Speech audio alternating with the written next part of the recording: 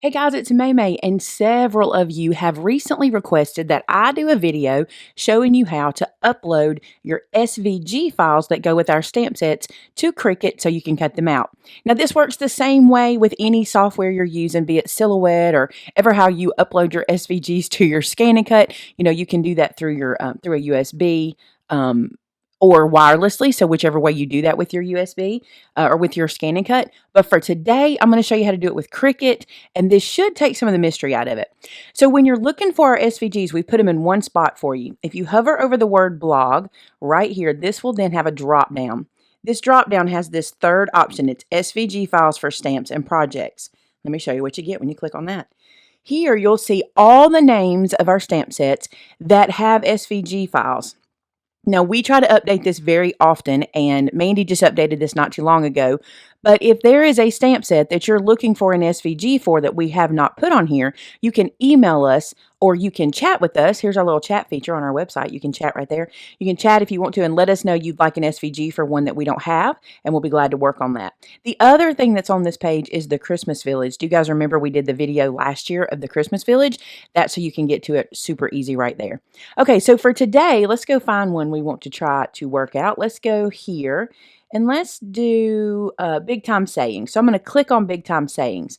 When I do, it opens this page with these big blobs on it. That's what you guys tell me. When I open it, I just get big blobs. Well, that's good. You're in the right direction because the SVGs are simply outlines for the bigger images on the stamp sets. Not every image on the set is going to have an SVG, especially sentiments and things like that. But when there are bigger images or if there are like animals or shapes that we can do an SVG for, we do. Now, what the SVG does is it cuts out the outside shape. You just imagine it like a die. If you had a die for the stamp set, you would stamp the image and then put your die over it and cut it out. With the SVG, you just cut out the shape and then stamp it. So here's what you do here. You got your blobs here. You're going to right click on the screen and then you're going to save this. Okay. So I'm going to save this to my desktop, and you see it's already got a name for you, but you can change that if you want. I'm going to save it to my desktop and then just click save. Now I can go and upload it into Cricut. So I'm going to close this out at the bottom and I'm going to head to Cricut Design Space. Now I've already started a project. This is a new project page, and all you're going to do here is you're going to upload that SVG. So right here where it says upload image, let me get my little cursor deal back. There we go. Where it says upload image, I'm going to click on that. And then I'm going to browse my own files. So I know I put it on my desktop. It's right here. So I'm going to click on that little guy and open it. Now, when I do, it will come in and I can see it. This is exactly what I want. These are the cutouts for the words happy, hello, hugs, and celebrate. Okay. I can change the name here if I want, but it's fine. I'm going to leave it like it is and say save.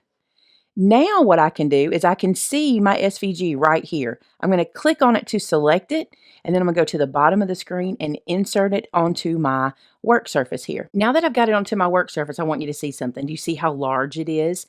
Sometimes these SVGs will come in like that. Here's all you need to do. Head to the top, and you see where you have your width and your height.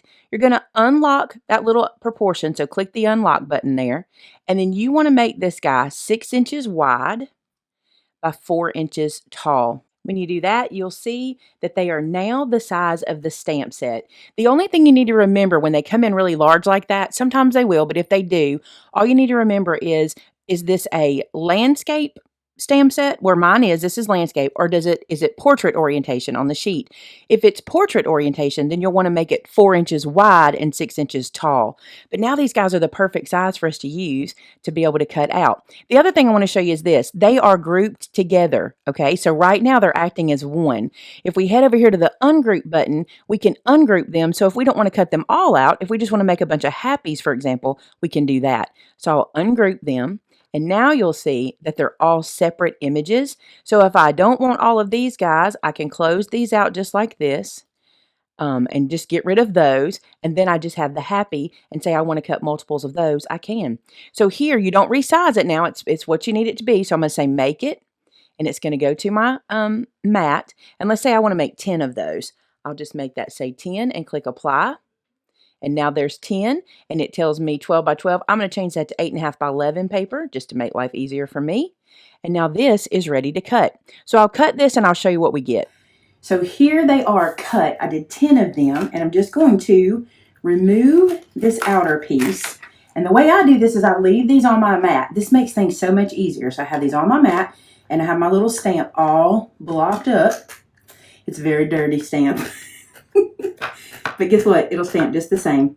So then I just take these guys, and while they're still on the little Cricut mat, and this is going to be hard for me to line up from back here. I'm not getting over the top. But you'll get over the top with them on your Cricut mat. This is how I do it. Just stamp this guy down.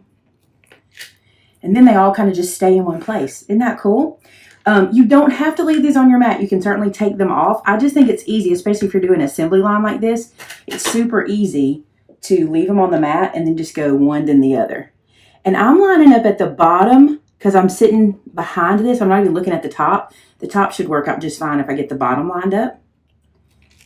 Now, one thing to be cautious about is if you have anything on your Cricut mat. See how dirty mine is? If you have anything on that Cricut mat, it could leave a bubble, or you might get a little blemish in your stamping. So be cautious about that. If you're like me and you have dirty Cricut mats, I never have a fresh, clean Cricut mat.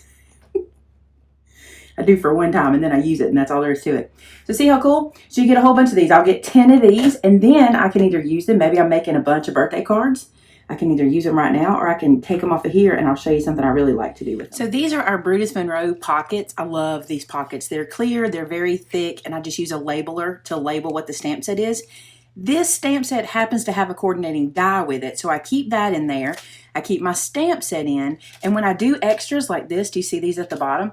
I go ahead and put them in there as well. I'll show you what these look like. These are from other projects where I've made multiples, and I just go ahead and hold on to those in this envelope with my stamp set and with the die set all together. So that way, when I'm going to go and use this stamp set, I can see that I have these in here, and if that's what I need, I don't even have to redo it. I've already done some for myself. Another trick when you're taking these off of your Cricut mat, fold the Cricut mat easily like this on a bend, and then let it release the pieces so you're not curling them. See how nice and flat they stay? So roll your Cricut mat and let it release the little die cuts for you. That makes things a lot easier. So now I can take these 10 happies and I can put them into my little envelope.